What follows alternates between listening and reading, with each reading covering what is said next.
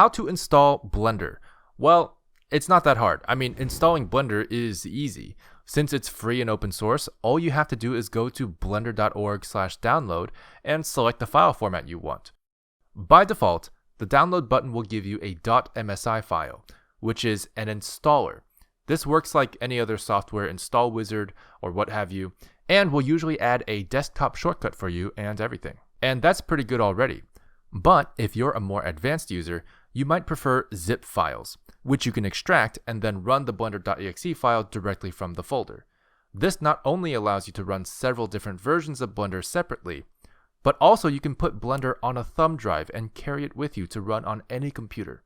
And I even know some PC gamers who prefer installing it via Steam, which makes it easy to keep Blender up to date. The choice is up to you.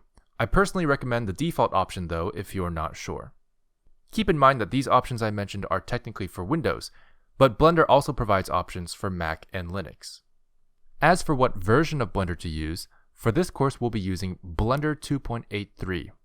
It's possible that you might be downloading Blender at a point where this version number is a higher number than 2.83. This just means that they updated Blender, which they do quite often, and most of the time using the most recent version is fine. But if you run into any issues or want to avoid running into issues, feel free to go to Previous Versions and then click Download under All Previous Versions. On this page, every previous version of Blender should be available for download for free, including Blender 2.83. I personally recommend 2.83 if you're watching this anytime before 2022, as 2.83 has what's called long-term support. This means the team at Blender is dedicated to keeping the version stable for productions, even as they release newer versions. Overall, it should have less bugs and crashes. If you're not sure what version to download for long-term support, you can also click the Long-Term Support tab here, which lists download links for the most recent 2.83 release.